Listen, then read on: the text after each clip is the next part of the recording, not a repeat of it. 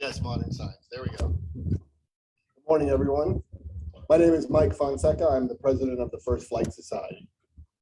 I want to welcome everyone to the celebration of the 118th anniversary of the first powered controlled flight here at Kitty Hawk. Well, it was known as Kitty Hawk back then. It's Kill Devil Hills now, but there was no Kill Devil Hills. There was a Kill Devil Hill, but Kill Devil Hills didn't come around till much later. We are also celebrating the life and achievements of Dr. Sally Ride, the first American woman astronaut. Today is known as Wright Brothers Day. And 58 years ago, there was a joint resolution by Congress designating this Wright Brothers Day and has authorized and requested the president issue a proclamation annually for Wright Brothers Day. So our current president, Joseph Biden, yesterday did the proclamation, so we're official. We've been holding this celebration since the 25th anniversary, December 17th, 1928. The First Flight Society at that time was known as the Kill Devil Hills Memorial Association, and we were formed in 1927. So we're celebrating our 94th anniversary. I'm proud to follow in the footsteps of former presidents such as first president was W.O. Saunders, who was publisher of the Elizabeth City Independent and was one of the quote unquote spark plugs to get things moving to get us this monument. Other presidents included Frank Lom, who was actually a pilot who learned under Orville Wright, Mark Bassnight, Will Plentel, and Bill Harris are former presidents. Today, we're honored to have speakers from Wright Brothers National Memorial, NASA Langley Research Center, and the state of North Carolina.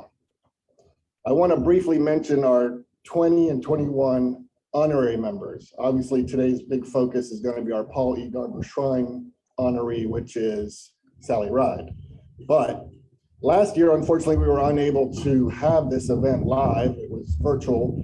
And so we went ahead and nominated and inducted our honorary members, but we really had no way to honor them. So last year, we inducted Colonel Gail Halverson, known to most of you as the Candy Bomber, Brigadier General Charles McGee of the Tuskegee Airmen, Richard Dick Rutan, who, if most of you don't know, was the man who went around the world on one tank of gas.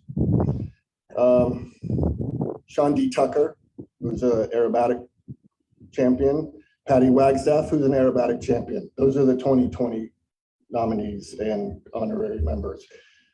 Here in 2021, we have three new. One is Mark Baker, president of the AOPA. He's only the fifth president of the AOPA, which has been around since 1939. Tom Crouch, who I would think most of you know, historian and Wright Brothers, the Wright Brothers expert, if you ask me. Sorry, Daryl. And one of our honorary members was actually able to make it here today, and that is Rob Holland. If you please stand up for a moment. Rob is a 10-time champion aerobatic pilot. And if you haven't seen his videos on YouTube, that's what you should be doing this afternoon. All right, we will begin the ceremonies with the presentation of colors, followed by the national anthem.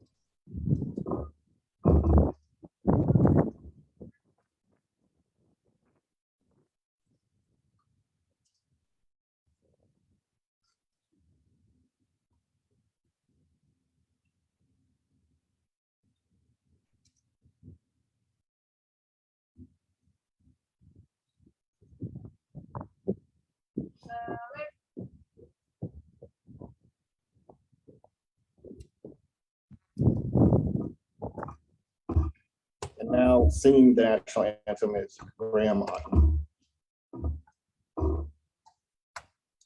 Oh, say, can you see by the dawn's early light what so proudly we hailed At the twilight's last gleaming, whose broad stripes and bright stars through the perilous fight o'er the ramparts we watched were so gallantly streaming, and the rocket's red glare, the bombs bursting in air, gave proof through the night that our flag was still there. Oh, say does that star-spangled banner yet wave o'er the land of the free and the home of the brave.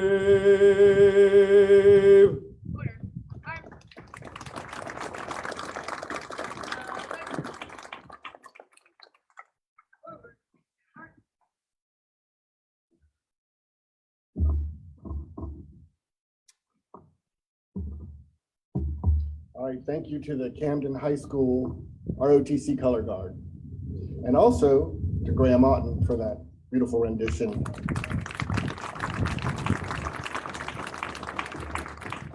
Everybody seat.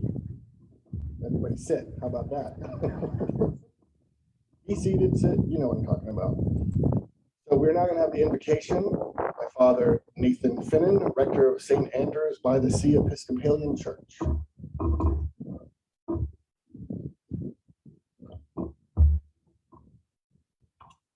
I invite you to prepare yourself for prayer in whatever manner you're accustomed. Let us pray. Gracious God, in whose creation we take great delight, we gather this morning to celebrate your servants, Orville and Wilbur, who on this day in 1903 launched themselves into the winds of history. Give us, we pray, that same passion for life, that following the guidance of your Spirit and the example of your servant, Dr. Sally Ride, we may continue to be good stewards of air, land, and sea. And through continuous progress in science and technology, make advances that serve all of mankind. Amen.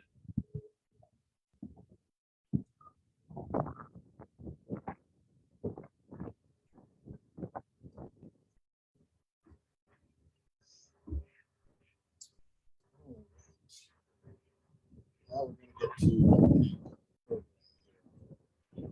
introduce Dave Hallett, or David Hallett. We call him Dave. Superintendent of the National Parks of Eastern North Carolina, which includes Wright Brothers National Memorial, but also Cape Hatteras National Seashore, Cape Lookout National Seashore, Fort Raleigh National Historic Site, and Moores Creek National Battlefield. As superintendent, Dave leads a large team and works to partner with local communities to further the enjoyment and preservation of park resources.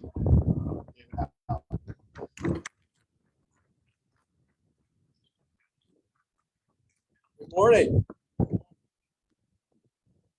Welcome to Wright Brothers National Memorial for the 118th anniversary of the first flight.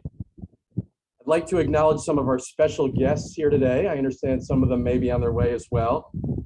Welcome North Carolina Representative Bobby Hainig, North Carolina Representative Keith Kidwell, Dare County Commissioner Danny Couch, Dare County Commissioner Irvin Bateman, Dare County Commissioner Rob Ross, and I understand that Dr. Greg Murphy, our congressman, and Commissioners Jim Tobin and Steve House are on their way in a few moments. Before I get started, I'd like to share some amazing news with all of you about Cape Hatteras, Fort Raleigh, and Wright Brothers. Your three Banks National Parks saw more visitors in 2021 through only 11 months, that's through the end of November, than ever before.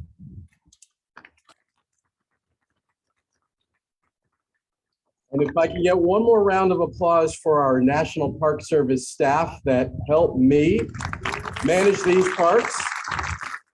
The state of North Carolina, who is also a tremendous partner in managing tourism in Eastern North Carolina, and Dare and Hyde counties for their partnership, and our community. It takes a village to make this happen, and this year we welcome more than 3.85 million visitors so far. Just a little story to share with all of you. You know, when the Wright brothers came to the Outer Banks in 1900, Wilbur Wright came across Kitty Hawk Bay, and I'm not going to go into the details. If I do, I'll find out from Daryl that I got something wrong here. But when he came across Kitty Hawk Bay, one of the first people that he saw was Elijah Baum. And Elijah Baum brought Wilbur Wright to the home of Bill Tate. And interestingly, Bobby, Bill Tate was a Currituck County Commissioner. I don't know if you knew that. Of course, Bill Tate invited the Wright brothers to stay with them before they pinched their camp just to our west behind us here. But it turns out that Elijah Baum's grandson was a man named Bill Harris. That's really, really interesting because, and by the way, Bill's sister, I believe Geneva Perry was going to try to be here, and Bill's daughter, Judith Fearing, is here today with us. It just so happens that Bill Harris had a long and exceptional 38-year career with the National Park Service, and he was also the president of the First Flight Society many years ago. Quite poetically, he ended his 38-year career as the superintendent of Wright Brothers, Cape Hatteras, and Fort Raleigh, in the job that I'm in today. So I became friends with Bill. If you didn't know Bill, you really missed out on something. I had a great opportunity to spend a lot of time with Bill Harris during our last lunch together before Bill passed in 2017. He showed me some photographs from the 1970s of the hill behind me, which is called the Big Kill Devil Hill. And by the way, if you had been here 2 months ago, you would not know that that hill looked anything like it does today. It was covered in shrubs, scrub oaks, briars, and a whole bunch of other things. During that lunch, Bill showed me some photographs from the 70s. He said, Dave, I'm responsible for letting that hill fall apart. He said, but you've done nothing about it. And he told me that it looked terrible. And if there's one thing that I could do, it would be to restore the beauty of that hill. And so with along the theme of the Wright brothers, innovation and hard work, our staff utilized technology. We used a remote controlled mower. That's a very steep slope. That is a slope that you cannot put a normal riding mower or walk behind mower on, to remove most of the vegetation. And then we also had the North Carolina Conservation Corps, a team that's here with us today. They removed hundreds of trees and shrubs, and they brought the Big Kill Devil Hill back to its original glory. So I'd like to have a round of applause for their work. So on top of remote controlled mowers, the spirit of innovation permeates our work here at the Wright Brothers. Last summer, in partnership with the North Carolina Department of Transportation and the Volpe Institute, we implemented a test of the first autonomous vehicle in a national park. A 6-person autonomous shuttle called Cassie, standing for Connecting Autonomous Shuttle Supporting Innovation. This vehicle used LiDAR and GPS and radar to navigate its way around the park. Thousands of visitors were able to enjoy Cassie, and we got a glimpse of the future of transportation in our national parks. Before I introduce our special guest here today, who's not listed in the program, and I can't tell you how excited I am that she's here, I would like to thank Amy Jennifer, our park ranger here at Wright Brothers, and Jessica Barnes from Outer Banks Forever. Just recently, and if you're not familiar with Outer Banks Forever, they're the dedicated friends group to Wright Brothers, Fort Raleigh, and Cape Hatteras Seashore. They applied for a grant with the National Park Foundation called to provide transportation funds to economically disadvantaged neighboring schools. And they were successful in receiving that grant. This will allow us to bring school children from all over Eastern North Carolina that otherwise would not have the opportunity to come here and experience their national park.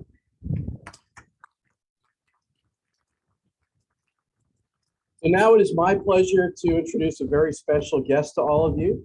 Shannon Estinos is the Assistant Secretary for Fish, Wildlife, and Parks for the Department of Interior.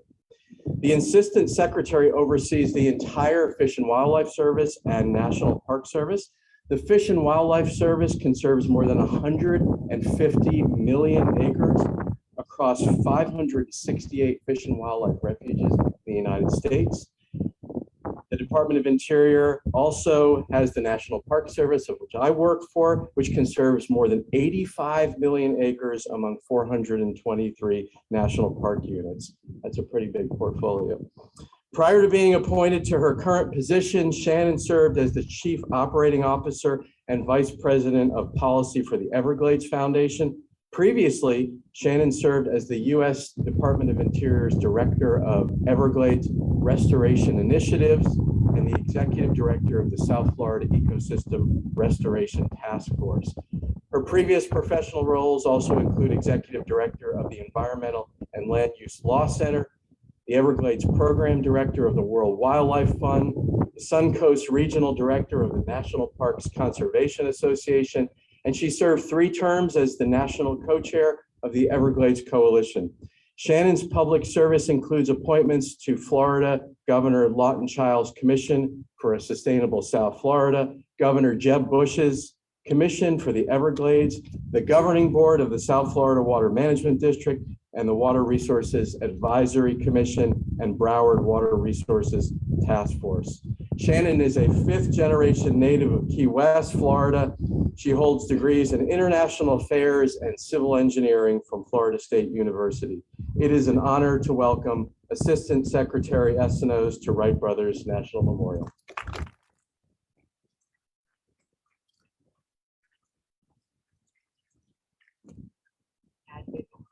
Good morning, everyone, and thank you, Superintendent Halleck. Let me say, first of all, that this is my first visit to North Carolina. I've been here for 2.5 days, and I'm already making plans for my return visit.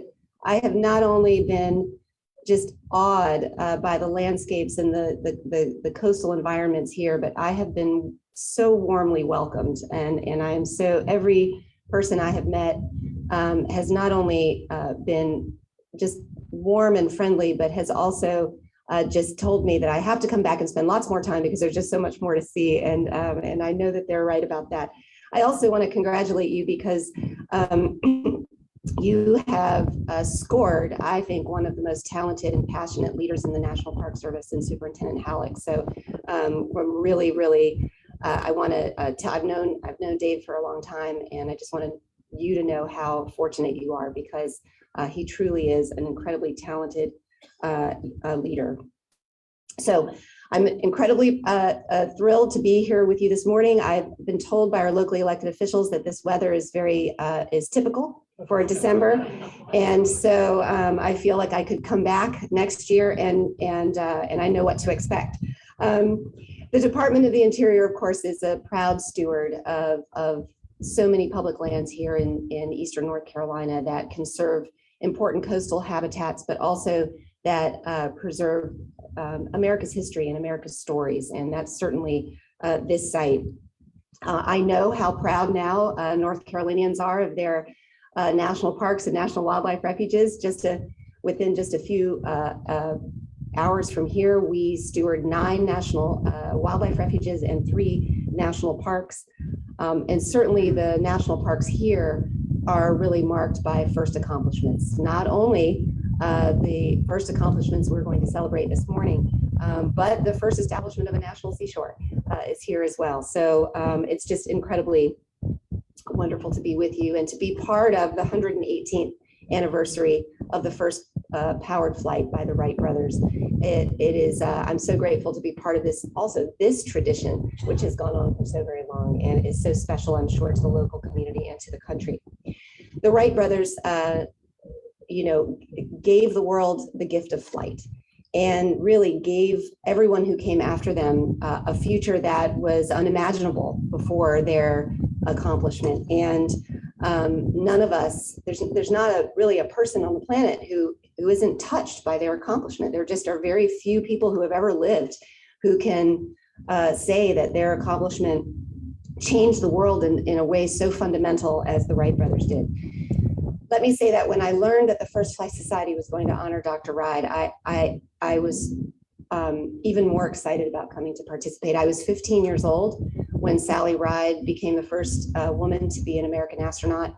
At the time, I was something, I'm born and raised in Florida. I was something of a space shuttle groupie.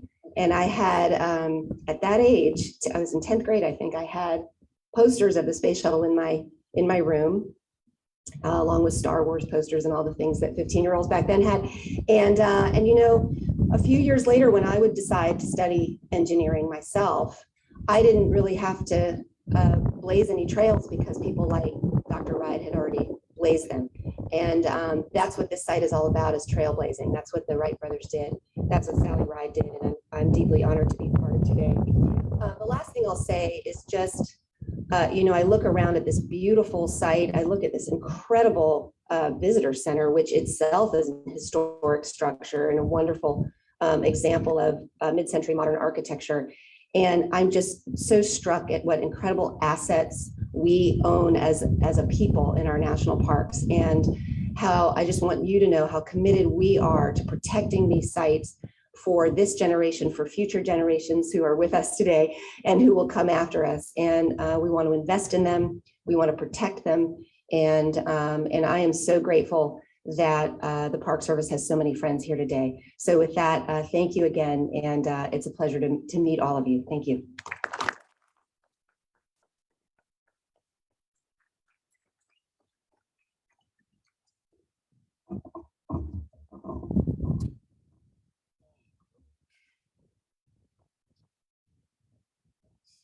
All right, then. Somebody that most of you know coming up next.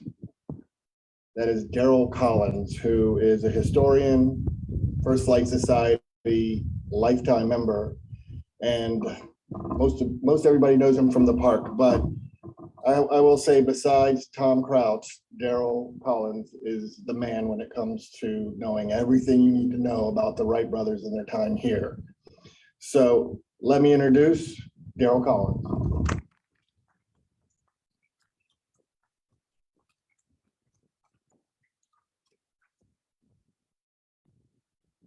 Good morning, everybody. It is an honor to address this 118th anniversary celebration of the world's first powered flight. The Odyssey to Kitty Hawk is the story of dreams and dreamers, and it is filled with failures, because every attempt to solve the problems of human flight before the morning of December 17th, 1903, were all failures. On the cold and windy morning of December 17th, 1903, the age-old dream of mankind came true. Wilbur and Orville Wright made the world's first successful powered flights in a heavier-than-air machine. At the time the Wright brothers began their first experiments in their hometown of Dayton, Ohio in 1899, with a 5-foot kite controlling it from the ground. Human or mechanical flight was considered a standard of impossibility. It was reserved for only fools and dreamers. The idea of a man flying in a machine was as far-fetched as the man on the moon. Then suddenly, 10 years later, right out of the blue, the age of flight was a fact of life. In the first decade of the 20th century, 1900 to 1909, the Wright brothers discovered the fundamental principles of flight: lift and control in a glider off the hill where the monument is on in the year of 1902. That led directly to the world's first powered flights at Kitty Hawk on the morning of December 17th, 1903. 2 years later, 1905, The Wright brothers designed and built the world's first practical airplane. They were now flying powered machines, 25 miles, performing complete circles and figure eights 2 years after Kitty Hawk. By 1906, the Wright brothers achieved their patent by law in America and 9 European nations. By 1908, 1909, the end of the first decade of the 20th century, the Wright brothers had formed companies in France, Germany, Italy, Britain, America. The Wright brothers taught the world to fly, and they ushered in the age of flight.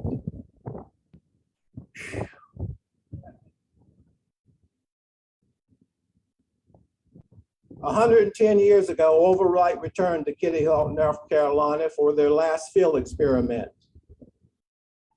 On October the 24th, 1911, in the glider off the hill where the monument is on, Orville set a world soaring record of 9 minutes and 45 seconds in a 50-mile-per-hour wind. Now, how many pilots here this morning would dare try that feat in a 112-pound machine?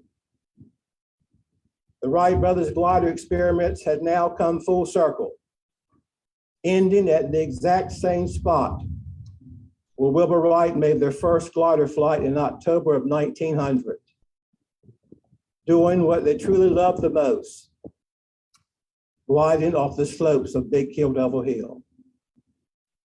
In duration, this would be the longest flight they would ever make at Kitty Hawk.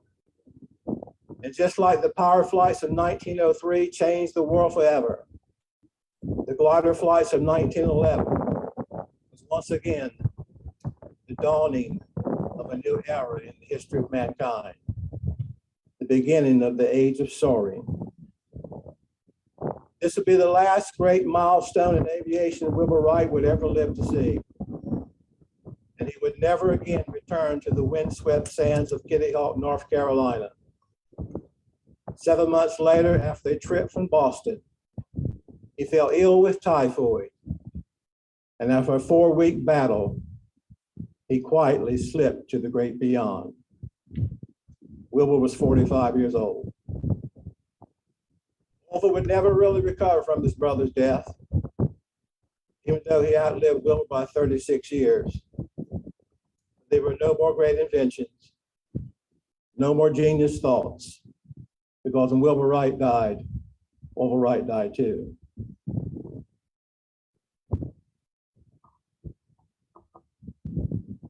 At the age of 77 years old, Wilbur Wright passed away in January of 1948. Now, can you imagine what Wilbur Wright saw in his lifetime? He lived through both world wars. He witnessed firsthand their invention changed the course of history, determined the rise and fall of nations. He saw airplanes with wingspans greater than the first flight he made at Kitty Hawk. The propeller gave way to the jet engine. The rocketry of World War II. He may have heard the rumored reports of a mutation of their invention, launched vertically, reaching heights of over 300,000 feet, brushing the edge of space, and descending back to Earth at over 4 times the speed of sound. The year before Wilbur Wright died, Chuck Yeager broke the sound barrier in the Bell X-1. Wilbur Wright, the first man to fly, lived from a takeoff ground speed of 7 miles per hour to a speed of nearly 700 miles per hour in an inventor's lifetime. The Wright brothers themselves had been engulfed in the rapid evolution of the technology that they had created. And probably Wilbur Wright realized that too, when he later wrote, "Aviation has gone beyond my dreams." 21 years after Orville Wright's death, another mutation of their invention left the gravitational pull of the Earth on a 250,000-mile journey, carrying the first men to walk on the moon. And when Neil Armstrong stepped foot on the moon, 66 years after the first power flights at Kitty Hawk, he had in his possession a piece of the original cloth of the Wright Brothers airplane. The flyer had landed. So far, the never-ending journey that began here 118 years ago today has taken us from the lonely, windswept sands of Kitty Hawk, North Carolina, to Tranquility Base on the lonely, windless surface of the moon. And we did it all in the lifetime of a human being. Now, if the rest of this century is half as glorious as the past, it will surely be something for these two children sitting on this front row to behold. Thank you very much.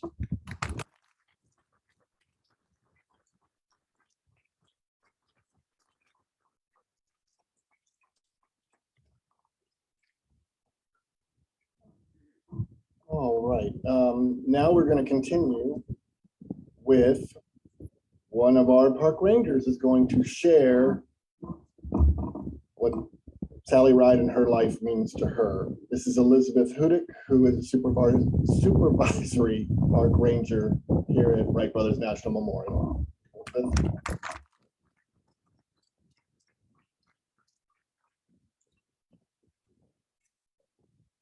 So as Daryl said, we're here because 118 years ago, on this day, in this place, two brothers achieved the impossible. In just 12 seconds, they literally changed the course of history. And they did something that even the experts said could not be done. It was only just a few years earlier, in 1895, renowned scientist Lord Kelvin said, heavier than air flying machines are impossible. Impossible. What would have happened if Wilbur and Orville had heard the word impossible and taken it as fact? How much does that one word cost us? It's a barrier that keeps us from moving forward, from taking risks and innovating. But by challenging the assumption that flight was impossible, Wilbur and Orville broke down that barrier, and they were able to achieve something that others had only dreamed about. They kept pushing themselves to go further, to be bigger. Right? Daryl told us that they didn't stop here. They didn't just make their first 4 flights on December 17th, pat themselves on the back and go home, back to their Dayton bicycle shop. If they did, we would probably never know their names today. They kept pushing us to go further. We remember the Wright brothers not just because they flew, but because they made it possible for us to fly as well. So while December 17, 1903 was the culmination of years of hard work, dedication, and perseverance, it was also really just the beginning. Right? They continued to build on their successes here and inspired others to do the same, to continue in their footsteps, and they taught others to fly. We celebrate their achievements every December 17th, but even more, we celebrate their legacy. The legacy of breaking down barriers, of challenging assumptions, of doing the impossible. And every year on December 17th, we honor someone who embodies the legacy of Wilbur and Orville Wright by inducting them into the Paul E. Garber First Flight Shrine. It's a distinguished list that includes inventors and pioneers, innovators and trailblazers. And I was really excited to hear that this year's honoree was the first American woman in space, and like Assistant Secretary Estinos here, a personal hero of mine, Dr. Sally Ride. Like Wilbur and Orville, Sally Ride challenged assumptions. Assumptions about what an astronaut looks like. Assumptions about what women are capable of. I was never going to be an astronaut, but because I grew up in a world with Sally Ride, I never saw it as impossible. Never crossed my mind that women couldn't go up into space. I never even saw the barrier there because she had already crashed right through it. So there's always going to be barriers that keep us from moving forward. But at the same time, there's always going to be people like Wilbur and Orville, like Sally Ride, who crash through them, right? Who do the impossible, who look up to the sky and say, what if? Thank you.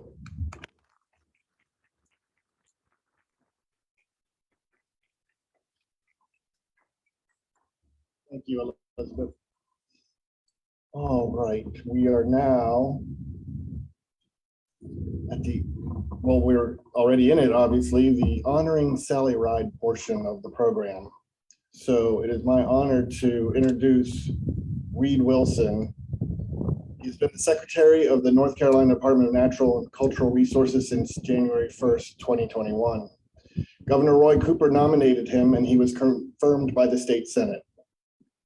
From 2017 to 2020, Wilson was the department's chief deputy secretary. He's responsible for the agency's natural resource divisions. Prior to joining the DNCR, Wilson was the executive director of the Conservation Trust for North Carolina, a statewide nonprofit that advances land conservation and connects people to the outdoors.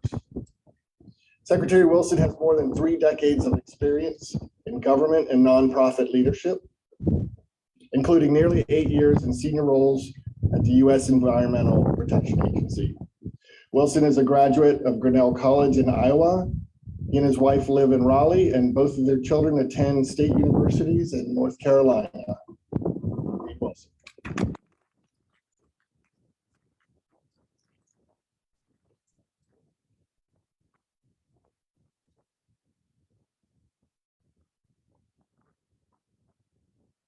Morning, everybody. I am happy to be with you to celebrate the first flight ever that took place right here, a flight that changed the world. I do want to bring you warm greetings from Governor Roy Cooper, who could not make it out here today. Couple words about our Department of Natural and Cultural Resources. We're the department that takes care of the things people love about North Carolina, literally from A to Z.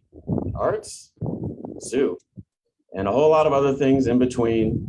Our parks, our aquariums, the symphony, historic sites, history museums, science museums. I could go on, but you get the idea. These places and the ideas they represent help create a shared sense of identity among us as North Carolinians. They provide common ground. All are welcome. And our department has a large presence here on the Outer Banks. Jockey's Ridge State Park, Roanoke Island Aquarium, Jeanette's Pier, Roanoke Island Festival Park, Outer Banks History Center, and the Graveyard of the Atlantic down in Hatteras. And Superintendent Halleck, I want to thank you and your colleagues at the National Park Service for being tremendous partners as both of us welcome millions of people from around the state and the country and the world. Just down the street from my office in Raleigh is our Museum of History, and there's a permanent Wright Brothers exhibit there. And it includes a large quote from Wilbur Wright on the wall. It says, and I quote, "For some years, I have been afflicted with the belief that flight is possible to man." Indeed, he knew something that no one else knew. And at that museum, we have airfoils and bicycle chains from the Wright machines flown here. And we have the shovel used by Orville Wright in 1928 for the groundbreaking of the monument. And I do think some of these things we have are on loan from the First Flight Society, so we appreciate that. So the Wright brothers are part of the North Carolina story. And with every first in flight license plate, we remind you of that. And 118 years later, we are building jets in Greensboro. So a lot has changed. Manned flight has come a long way. And these days it seems like someone's going up into space just about every week. And so one of the most important trailblazers beyond the Wright brothers in this journey to get us to where we are today is indeed Dr. Sally Ride, who inspired so many people, as we've already heard today, as the first American woman in space. But she's also known for her powerful and successful advocacy for science and STEM education. And Dr. Reid is indeed a fitting inductee into the Dr. Paul E. Garber First Flight Shrine. She knew that science was so important to our society that we need to make our decisions based on science, and that science education was critical for little kids. And I think that's as true today as it was during her career. I mean, it's so important to invest in science and trust what it tells us, whether we're battling climate change or fighting a pandemic or exploring space or working on the next big invention that no one's even dreamed of yet. And all these things, science is critical. And so it is important that our children receive sound basic science education. And that is, again, something that Sally Reid definitely knew, and why she dedicated so much of her energy after coming back to Earth to science education for children. So on behalf of Governor Roy Cooper and the entire state of North Carolina, we salute Dr. Sally Reid and the 118th anniversary of this amazing first flight. Thank you.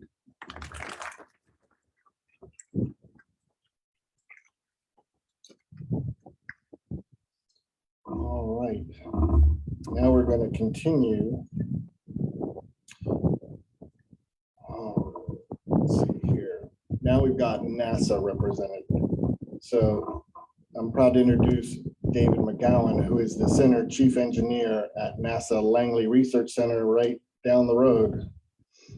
He's the Center Chief Engineer. He is a member of the Langley Center Leadership Council, and his primary responsibility is to provide senior level leadership for the execution of program and project engineering activities at the center. Let me introduce David Mcgowan.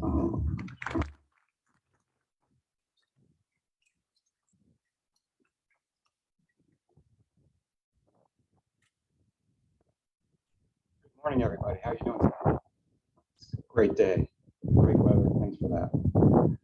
Mr. Fonseca and Superintendent Halleck, my fellow speakers, everybody here, it's a real pleasure to be here today. And certainly extend regards from our center director, Mr. Clayton Turner, and everybody at NASA Langley Research Center. It's a real honor to be able to come here and speak today. Today, I'm going to be talking about Dr. Sally Reid's legacy at NASA and also a connection with NASA Langley Research Center.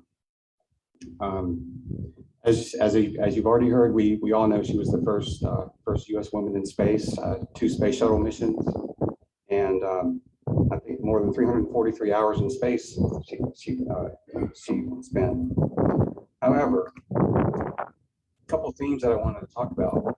One we've already heard a little bit about is one of the NASA legacies is her inspiration as a trailblazer to women in STEM, women at NASA, and women in the astronaut corps. And you really only have to look as far as the new astronaut class that was that just came out. 4 out of the 10 candidates are women in that class. So that is certainly something we can see her legacy there. There's another example at NASA. Our deputy administrator, Pam Melroy, was a former shuttle pilot, shuttle commander, and she had this to say about Sally Reid.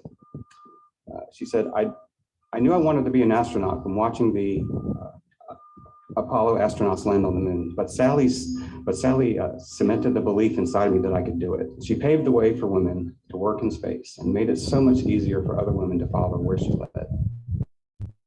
She was fascinating, smart, humble, very nice, and completely inspirational. So in other words, she was everything you could want in a hero. And just a couple more examples real quickly. When you look at women at NASA today, you'll see that 4 out of 10 center directors across the U.S. The current director of NASA's Space Operations Mission Directorate is Kathy Leaders. And 3 of 5 division directors in our Science Mission Directorate. So you can see her legacy is strong there. Sally Reid also had a nice vision for the future, and that was something that she left with NASA. As she was leaving NASA, she was asked to make a major study of the space program. And it was a report called NASA Leadership and America's Future in Space. And it's actually now known as the Reid Report. If you see a book by our current administrator, Senator Bill Nelson, he actually wrote, her recommendations included the exploration of the solar system, a program to study the Earth from space, an outpost on the moon, and eventually a colony on Mars. And you can see NASA, that is certainly a path that we're working on today at NASA. The next one that I wanted to talk about as far as her legacy at NASA is really something that has hit me personally in my job. And it was really something that Sally did actually after she left NASA. And that was her contributions to the investigations to the Space Shuttle Challenger and Columbia tragedies. And and as I said, I can tell you, I see the changes that came from that every day. And in 2003, she actually told the New York Times, "We're hoping that in the future, there might be an independent technical organization within NASA with its own resources that will give engineers a venue to help them develop data for their arguments." Later that year, the NASA Engineering and Safety Center was stood up. And that's actually an organization that does just that. It has technical experts from across NASA and across the country. And they're called on to help programs and projects solve their most difficult technical challenges. And I've actually been honored to serve on some of those teams. Next, if you look at something else that came out of that, out of the Columbia accident, NASA made significant changes to how it manages its program and projects. And what it did was it set up an independent line of authority to make sure that dissenting opinions on anything from technical or safety concerns are heard at the proper level of NASA management, to make sure that everybody's voice is heard. And as a chief engineer, both at the center level and on a very important crew safety system, I've seen that firsthand, and I actually live that every day. So I'm seeing her legacy in action. And finally, what I wanted to talk about was Sally Wright's contributions to NASA Langley. As you heard, we're not that far away. We're the local NASA center. So thanks everybody again for being here. And Sally Wright's got a strong connection to NASA Langley Research Center's legacy in Earth science research. We actually study our planet Earth. It was during her second space flight in October 1984, where she was deploying the Earth Radiation Budget Satellite. We call it ERBS for short. And that's actually the first spacecraft that was actually launched and deployed by a space shuttle mission. She was the one running the robotic arm. And by doing that, she literally had a hand in two of NASA Langley's key Earth science activities: the Earth Radiation Budget Experiment, we call it ERBE, and the Stratospheric Aerosol Gas Experiment, we call it SAGE or SAGE-2. There was a little anecdote that I heard. I unfortunately didn't see this in real time, but as I understand it, while she was actually deploying that satellite, the solar array got stuck and didn't want to come out. And so what she did, she actually jiggled the robotic arm and shook it, and actually also pointed the satellite at the sun so that the solar arrays could see the sun. And after about 90 minutes, they finally got it to work. And with that, again, as I said, NASA Langley's legacy in Earth science was born, and Sally Wright had a direct hand in that. And just a couple words on those two experiments. The Earth Radiation Budget Experiment really is the first one to look at the global measurements of the effects of clouds on the Earth. So it looks at how much energy the Earth is absorbing and putting out. And the SAGE experiment is actually providing a wealth of data on the chemistry and dynamic motions of the Earth's upper atmosphere, looking at the ozone layer, for example.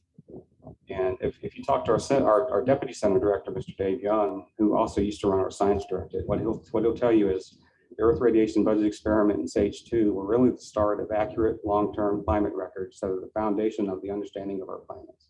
And again, Dr. Sally Wright had a hand in that, in getting those instruments out into space. So I could go on, but I won't. I'll stop here and leave you with a few closing words. You can see that in many ways, Sally Wright's ideas, actions, and contributions continue to echo through NASA's missions. Inspirational figure, and she helped to shape NASA's vision for the future, a vision that's alive and well today. When the first woman steps on the surface of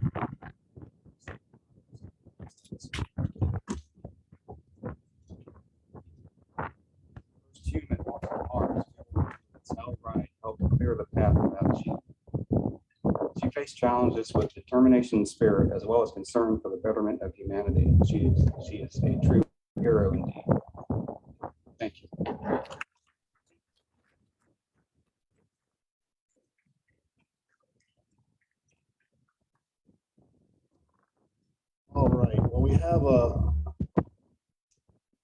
use a sports term, we have a substitution.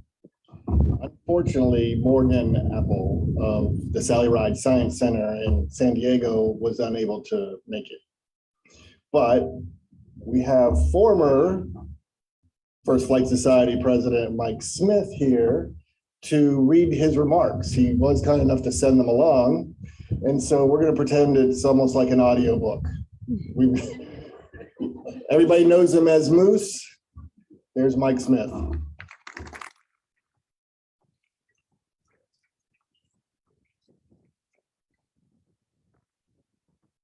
Was some talk last night when I found out about this that I would just come up here and be Mr. Apple, but too many people know me. We didn't figure we could quite pull that off. So let me read his remark for you if I can. Honored guest, before I begin in earnest, I would like to extend to you all fondest wishes and gratitude on the part of Sally's partner and co-founder of Sally Ride Science, Dr. Tam O'Shaughnessy.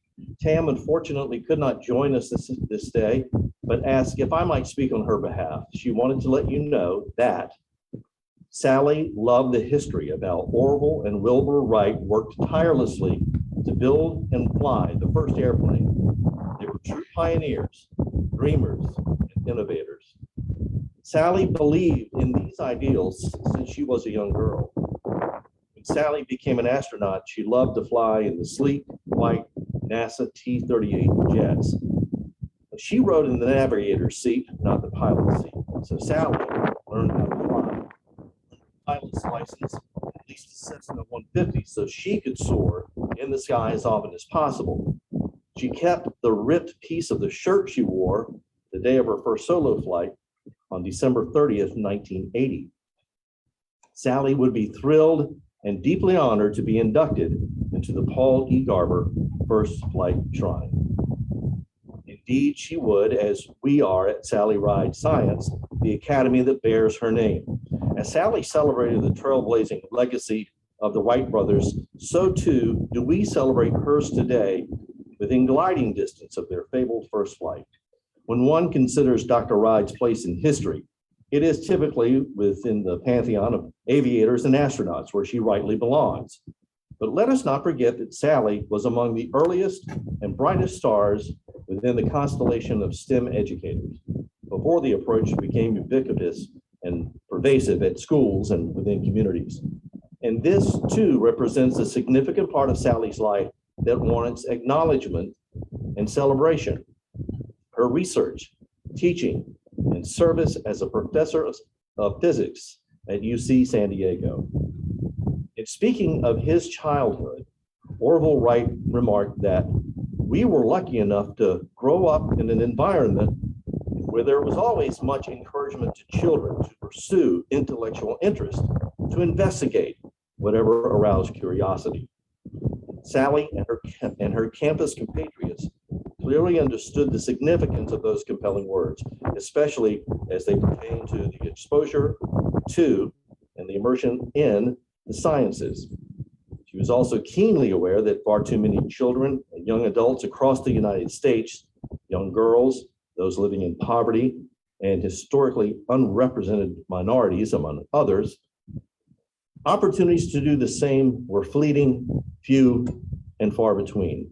As a spearhead in many respects, Sally recognized her obligation to those that might follow in her footsteps. In her own words, the importance of being what you can see. 10 years ago, Sally, Tam, and a number of others established the core of Sally Ride Science. Inspired programs designed to inspire STEM literacy for diverse learners across the lifespan. To date, Sally Ride Science has impacted over 50,000 educators and 7 million students around the world. Through in-person and online workshops and trainings, children's books, and events like Women in Leadership held on the UC San Diego campus and virtually. Today, SRS offerings are international in scope and include arts integration, a focus on essential skills building, dedicated supports for parents and caregivers, as well as seminars delivered without cost in communities through public libraries and YMCAs. Sally Ride Science instructors and alumni may be found at some of the most prestigious universities and forward-thinking science enterprises in the United States and beyond.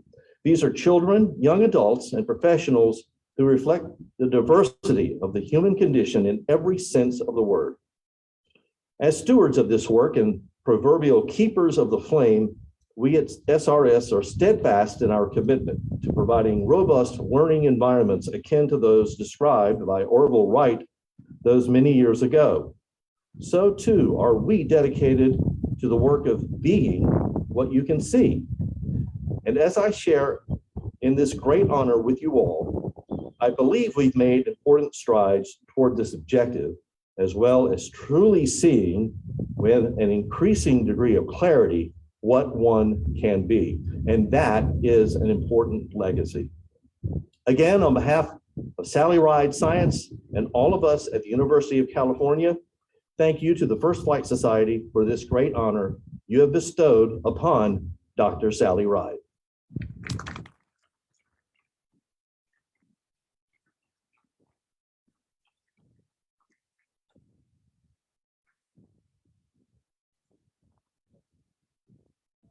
Right, and now we're down to really important. We're going to induct Sally Ride into the Garber Shrine, and we're going to do that by unveiling the portrait. The secretary is going to join me.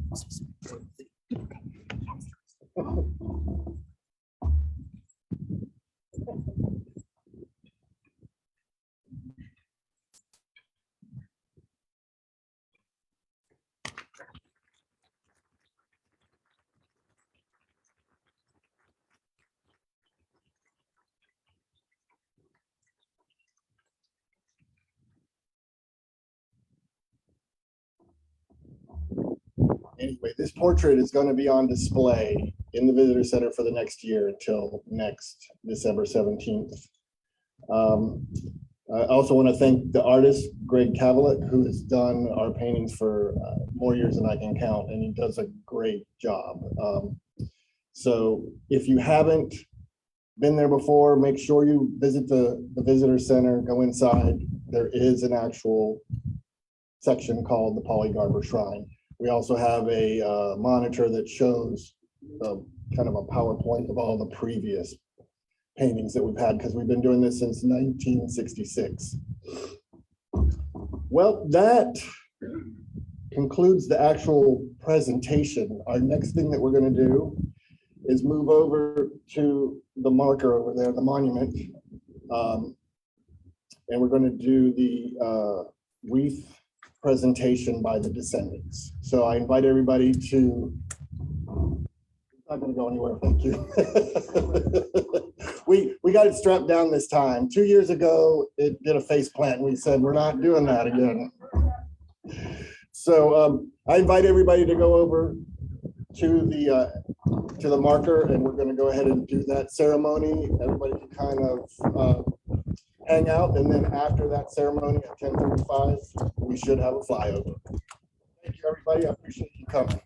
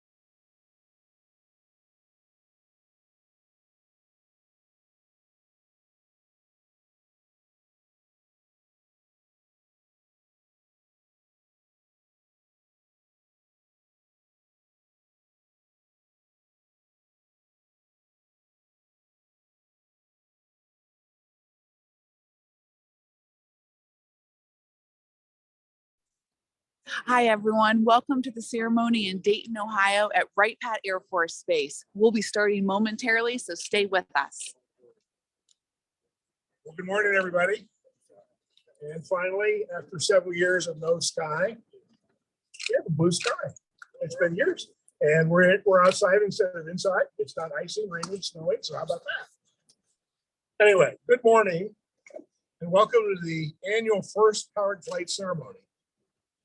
I'm Dan Patterson. I'm an aviation photographer and author, and I'm honored to be your master of ceremonies for this traditional celebration here at the Wright Memorial. Our host for today's event is Colonel Ivan M. Herwick, 88th Communications Group Commander, Wright-Patterson Air Force Base. Unfortunately, Air Force-wide COVID protocols prohibited us from inviting many of the distinguished visitors who would usually be here. So they asked me to remind everybody to keep a good distance between each other. Don't breathe on sneeze on each other, and we'll carry on. Many of the distinguished visitors who would normally be here for this tribute can't be here. So we hope that they are able to watch this ceremony on one of the digital formats. We are pleased, however, that the following distinguished visitors are able to join us, and we thank them for taking the time from their busy schedule. Our guest speaker for today's event is Brigadier General Luke C.G. Crouksey, Director, Air Force Security Assistance and Cooperation Directorate, as well as Director of International Affairs, Air Force Materiel Command.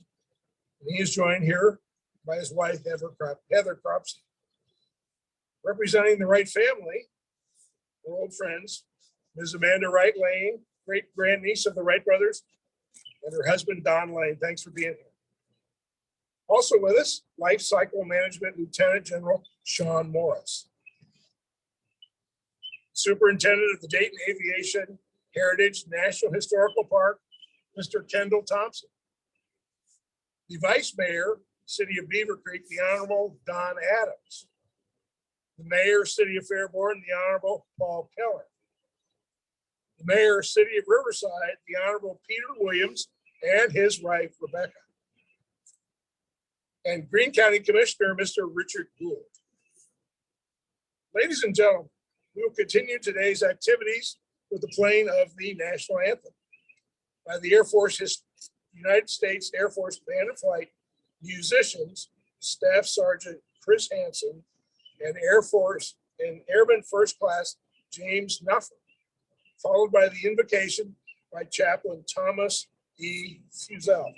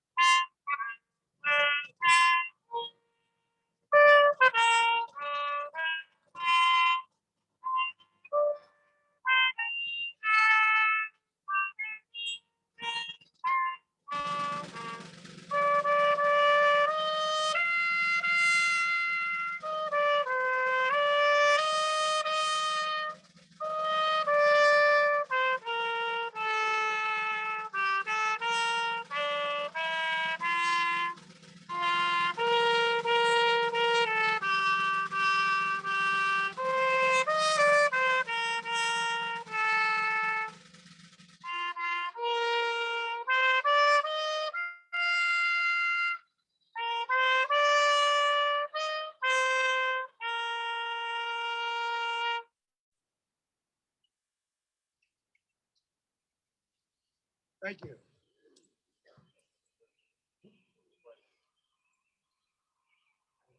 Oh, that's right. You do. Will you bow your heads and pray with me? Almighty God, the grace and beauty of birds in flight have captured the imagination of the human heart since the beginning of creation.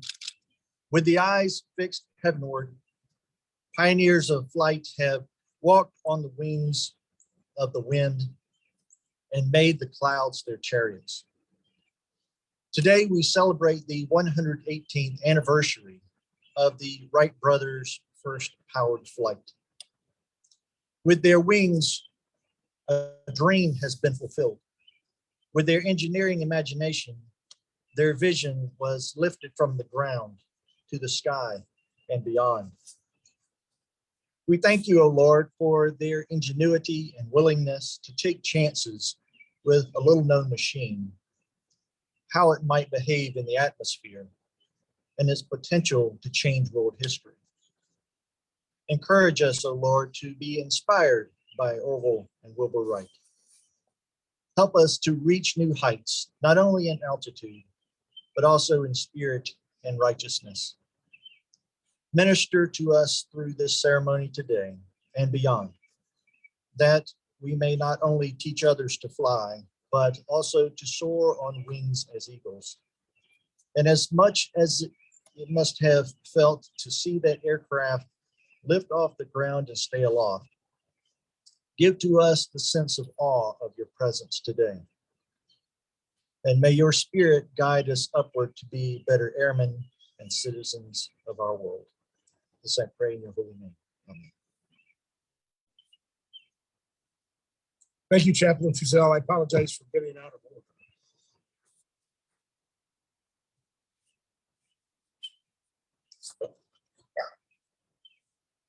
It is now my privilege to introduce Colonel Harwood.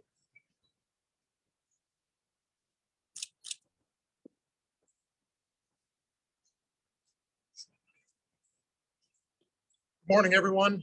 I'm Colonel Ivan Herwick, commander of the 88th Communications Group.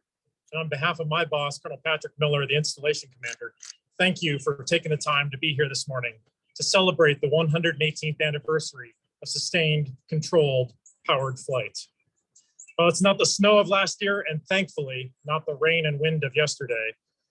I'm glad to see everyone here, even if we had to bundle up just a little bit to stay warm. And while the pandemic unfortunately limits the scope of our events today, it's good to see this dedicated cohort of distinguished guests, partners, and friends here to recognize this important anniversary. Perhaps it's fitting that today offers a chilling reminder of why the Wright brothers traveled south for their December event, forever linking us in history with Kitty Hawk, and today, even more so linking with the exchange of soil between the two sites. Wright-Patterson has enjoyed the role as caretaker for this memorial since 1978, but we couldn't have done it without a great partnership with the National Park Service and the Wright family. I also want to call attention to the tireless efforts of the day-to-day teammates that take care of this site and make events like today possible. Flying is something that I personally, and maybe some of you, take for granted to the point that I've spent over half my life as part of a service for which flight is a core mission.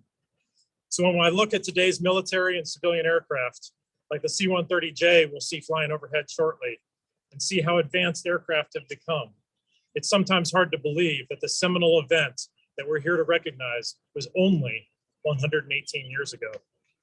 So it's not just an honor, but also humbling to represent an installation that today continues to play such a key role in the continued advancement of powered flight, from research and development to acquisition to daily flying operations.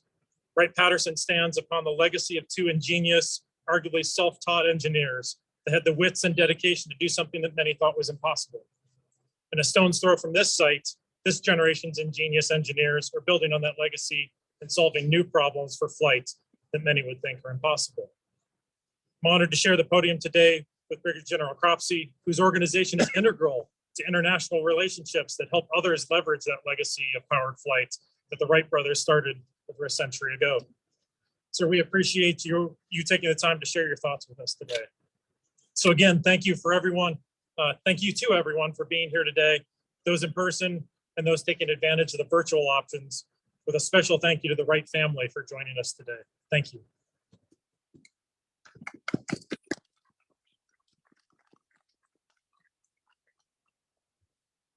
Thank you, Colonel Harwood.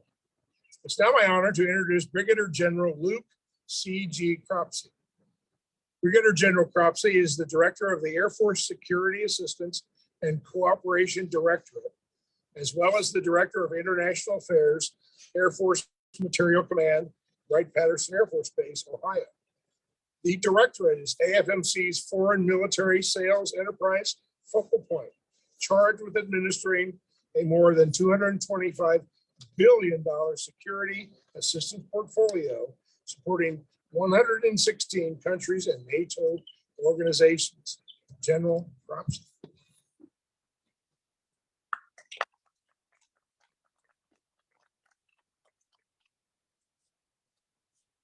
Well, good morning.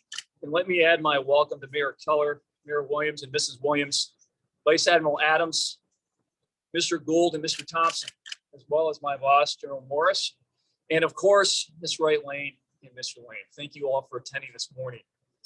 I want to spend just a few minutes talking about the legacy of the Wright brothers' vision and their disciplined approach to experimentation and prototyping continue to have in regards to propelling our own Air Force forward today. 118 years ago, the Wright brothers launched the first powered flight out of Kitty Hawk, North Carolina. And that flight went a whopping 120 feet, lasted a total of 12 seconds, and managed to get to about 10 feet in height. So while the flight stats themselves aren't that impressive, the vision, determination, and discipline the Wright brothers demonstrated in the 7-year run-up to the historic event that we celebrate today can hardly be overstated. They succeeded where no less than the likes of Samuel Langley, Octave Schnaut, and Otto Lilienthal all failed. What separated the Wright brothers from the rest of the playing field was their clear vision into the need to couple the existing work in wing and engine design with maintaining positive aircraft control. And that's where the Wright's insights extended the previous work of Otto Lilienthal and then supplemented it with extensive testing and data collection that they did on their own to fill in the missing gaps, and ultimately led to the mature design for wing warping that allowed them to progress from the early experiments that they did in gliders and ultimately culminated in the flight that we're celebrating today. While we've moved well past the performance of the Wright Flyer, we are still using the same visionary approach that they put into practice to design, build, test, and field the most advanced and complex systems ever known to man. Consider just an abbreviated list of today's current technology as it relates to the Air Force's own portfolio. 5 generations of fighter aircraft culminating with the F-35 and the F-22, a whole host of bombers anchored by the now 60-year-old venerable B-52 flying Stratofortress, which quite frankly is still packing a punch all by itself. But then also augmented by the B-1, the B-2, and in current development, the B-21 Raider. And I'd be remiss if we didn't also annotate the gains that we've made on the tanker, the cargo, and the trainer aircraft side of it with the KC-46, the C-17, and our newest trainer, the T-7 Red Hawk. And as was previously pointed out, we don't do that just for ourselves in the Air Force here, but we also do that on behalf of 116 partner nations around the globe who are partnering with us to ensure that the freedoms that we all enjoy here today are something that we continue to enjoy in the future. And the vision continues with advanced research in hypersonics, adaptive engine technology, and advanced materials, all being pursued using the same fundamental insights and engineering methodologies that the Wright brothers pioneered all those years ago in order to get the dream of flight up and running. Kind of makes you wonder where the Wright brothers would find themselves today. Our heritage as an Air Force is built on the foundation the Wright brothers laid as they marched their way through technology setbacks, a lack of infrastructure, and a dearth of data. Interesting that this is almost exactly the same set of challenges that we face in the hypersonic arena today. And I have no doubt that if the Wright brothers were here 118 years later, they'd probably be in the thick of it, tinkering with the hypersonics team, trying to figure out how to make all that work. Because it's exactly the same set of problems. A little bit different technology, but exactly the same set of problems. Our Air Force turned 75 this year. And the theme running up for that celebration is innovate, accelerate, and thrive. The Air Force at 75. Innovation fueled by airmen is a heritage we proudly take directly from the Wright brothers themselves as we continue their relentless pursuit of excellence. As a service, we continuously seek to accelerate the speed and the agility with which we meet the demands of the future. fighting through similar challenges with technology, infrastructure, and data.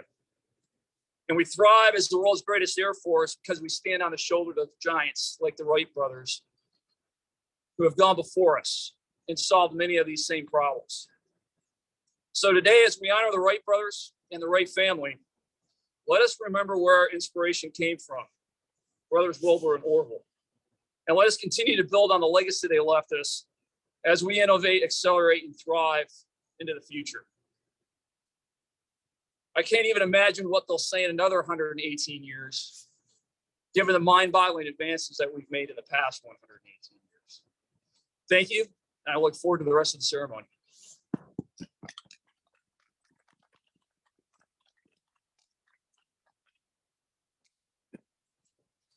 Thank you, General Cropsey. It's now my honor to introduce Kendall Thompson, Superintendent, Dayton Aviation Heritage National Historical Park, who will read the annual proclamation by the President of the United States and then lead the Kitty Hawk soil interment ceremony.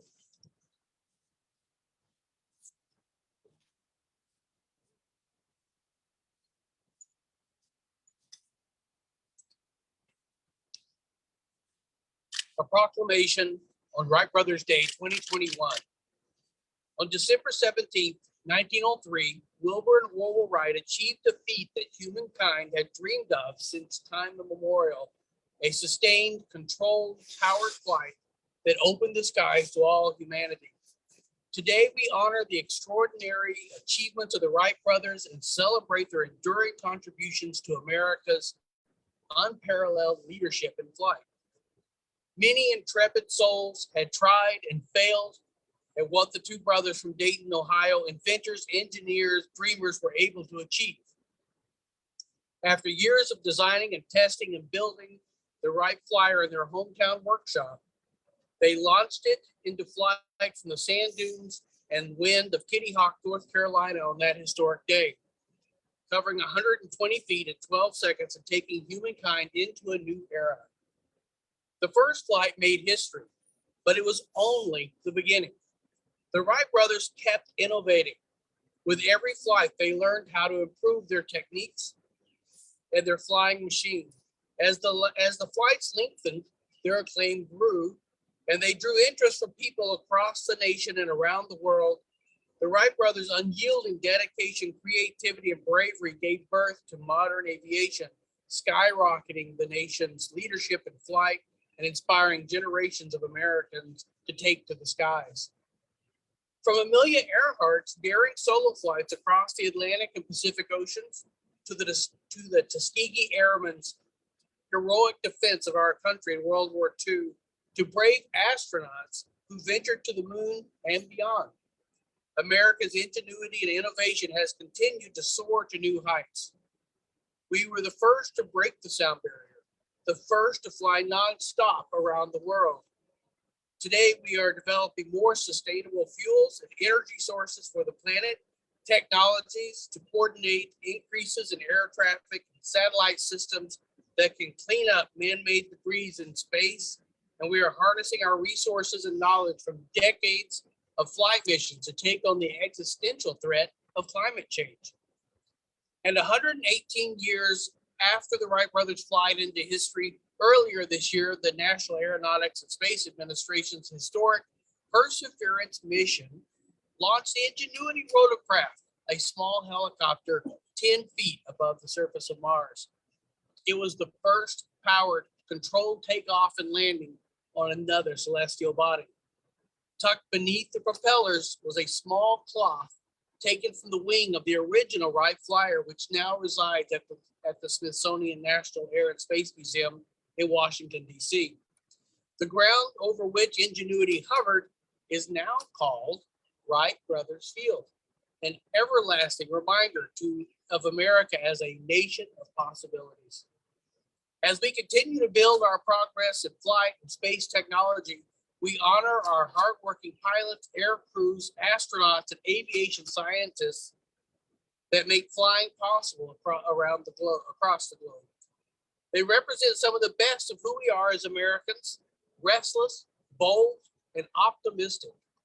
thanks to the tenacity and uniquely American spirit of the Wright brothers and the pioneers who followed them, the skies are open and connecting people and communities around the world.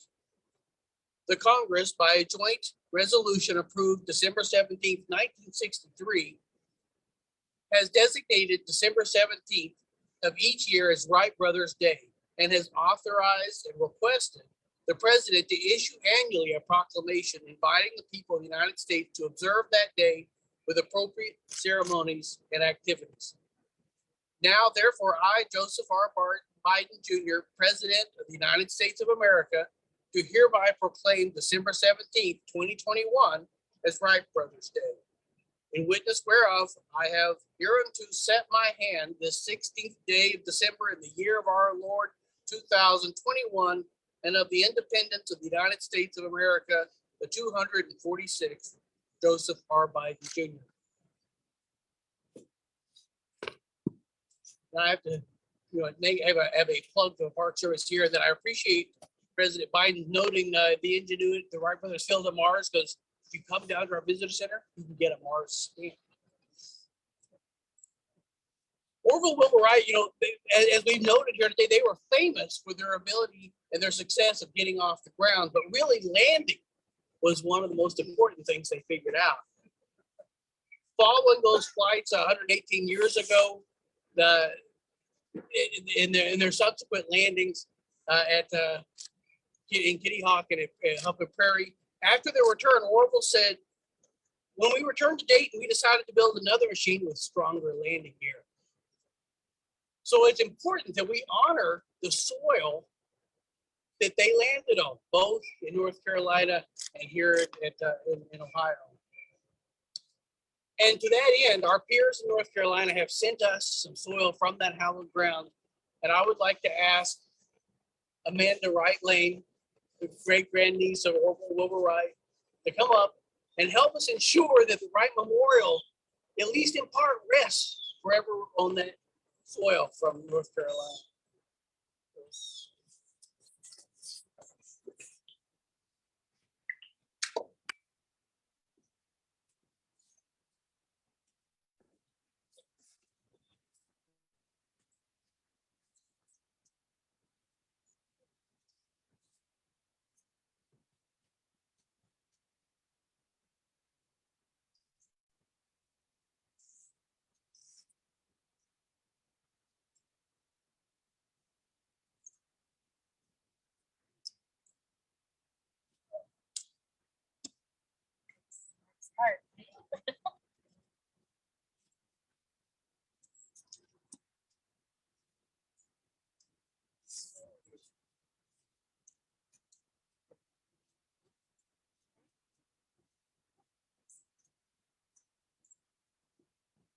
Thank you, Superintendent Thompson.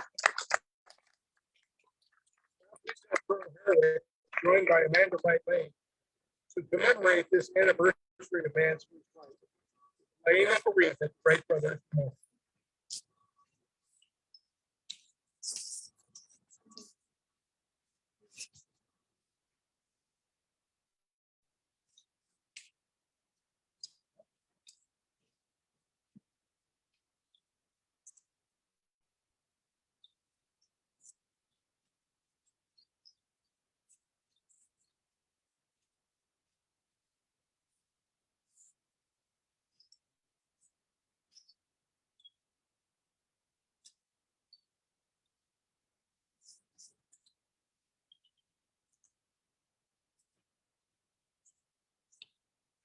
We have 2 minutes for the flyover that's scheduled in about 4 minutes. I want to add something here that this memorial was dedicated in 1940. Right about where Anthem is standing is the Orville Center. So maybe a little bit of Orville's DNA is still hanging around. The rest is hanging up.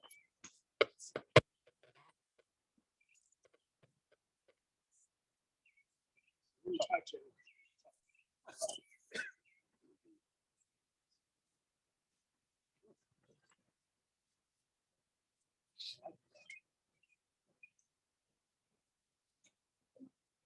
Anyway, it's okay.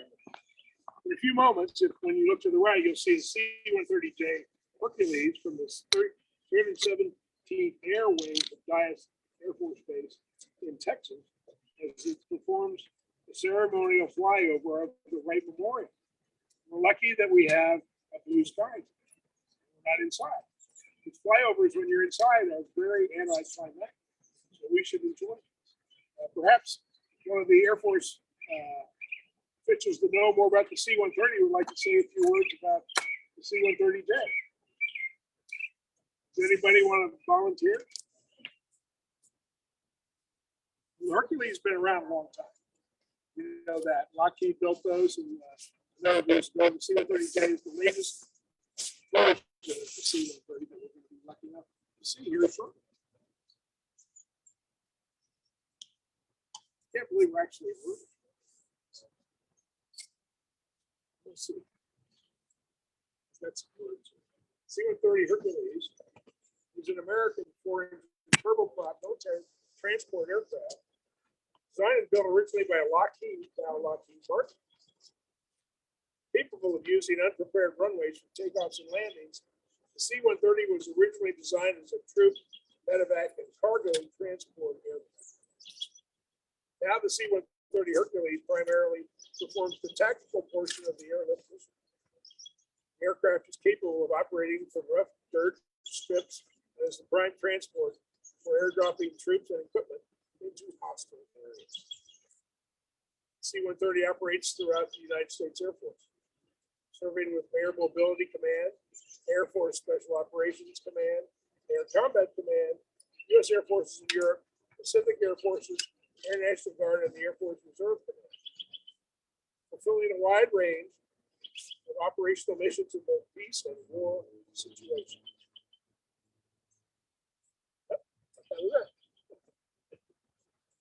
Basic and specialized versions of the aircraft airframe perform a diverse number of roles, including airlift support, Antarctic ice resupply, aeromedical missions, weather reconnaissance, aerial spray missions, firefighting duties for the United States Forest Service, and natural disaster relief missions.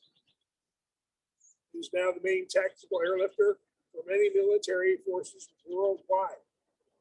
There are more than 40 variants of the Hercules, including civilian versions marketed as the Lockheed L-100, and operate in more than 60 countries.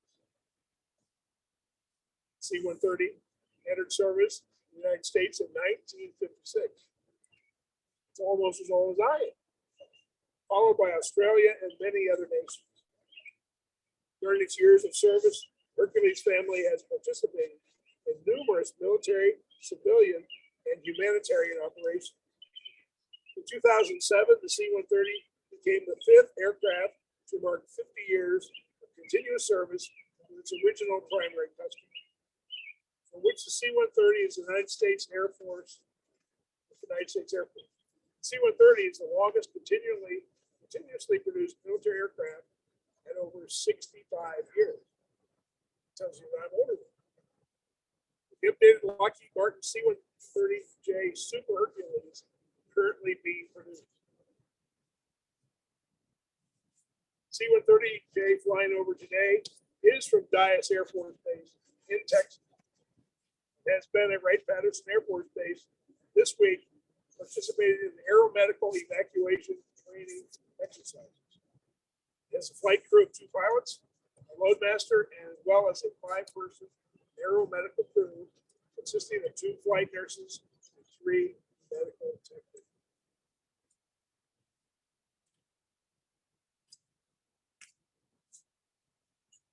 Well, we'll have a moment of silence. Right, while we wait for the C-130 to fly.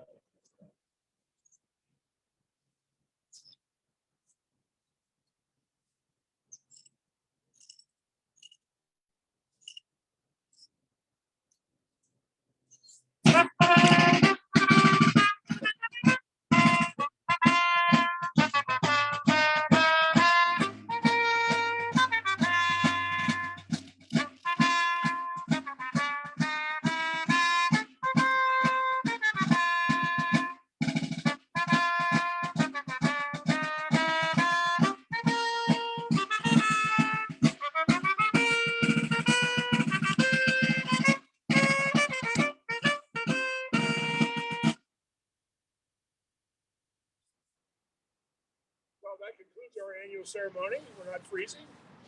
Enjoy the day. We celebrate the legacy of the Wright brothers in their hometown, Dayton, Ohio. Thanks for coming.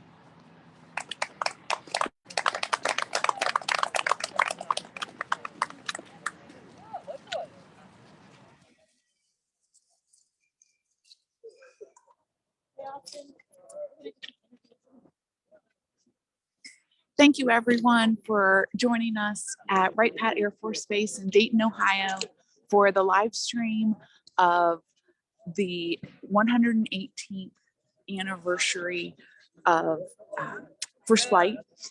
And I want to say thank you to my colleagues in North Carolina, Outer Banks Forever. Here comes my friend. Hello, Jessica. How are you in North Carolina? How are you? All right, I am not going to say anything about how I am freezing and how you don't even have a coat on, but thank you for your work today to live stream the ceremony. Yeah, it was great to have you guys and kind of bring these two events together. I will say it is unseasonably warm here in the Outer Banks.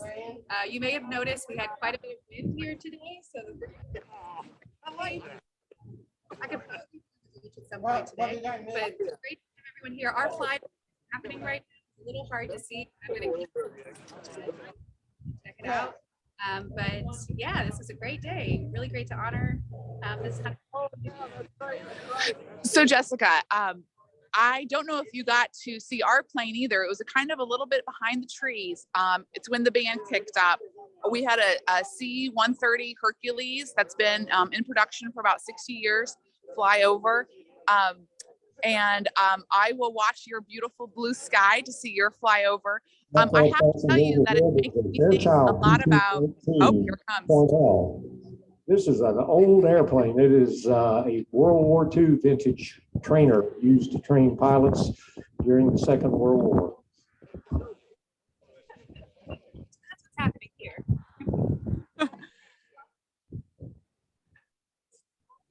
So Jessica, I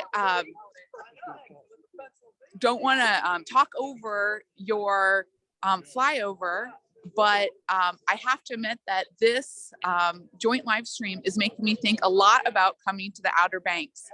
And I am pleased to announce again our partnership with the Wright Route, which is a joint promotion between and the National Aviation Heritage Area and our partners in North Carolina, Outer Banks Forever, in addition to additional partners of First Flight Society, Dayton Aviation National Historic Park, and Wright Brothers National Memorial, allow travelers to experience between Dayton and Kitty Hawk to relive, retrace, and experience your own Wright route. Jessica, do you want to add anything? Yeah, just that it was a really fun partnership to bring, again, North Carolina and Ohio together, to have all of our partners sort of talking about these things together. Our event today is hosted by the First Flight Society here, and to have, just our partners in Dayton kind of come on board and put this together. It was really fun for us to dig into, I think both from the Park Service side and us as the partners, dig into what that story is that really brought them to Kitty Hawk, or here that's now called Kill Devil Hills. And we've gotten some great feedback about the experience. So if you haven't checked out rightroute.org, I highly recommend it. It not only features both of the parks, so the Dayton Park and here at Wright Brothers National Memorial, but we really tried to bring in as many sites along the route that sort of are relevant to the Wright Brothers and their experience of coming here to North Carolina, so that you can really check them out. Stops in Virginia, stops in DC, and all along the route. So yeah, we're just really excited that we finally got it launched.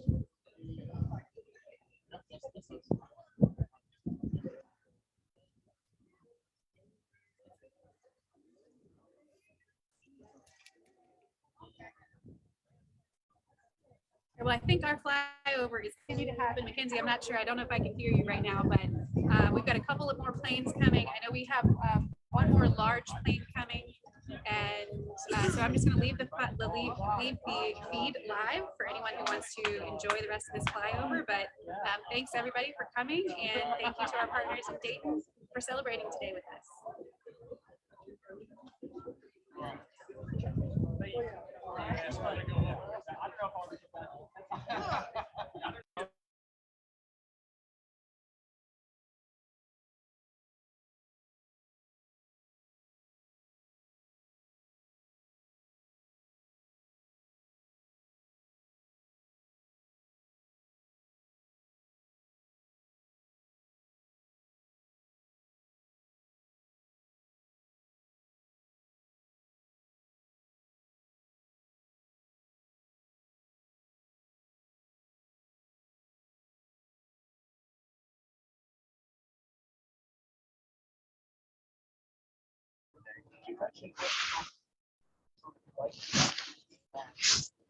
We're on. I'm sorry. I don't know. Is it? Are we still on Facebook? Not smart enough to talk about hypersonic. Right, but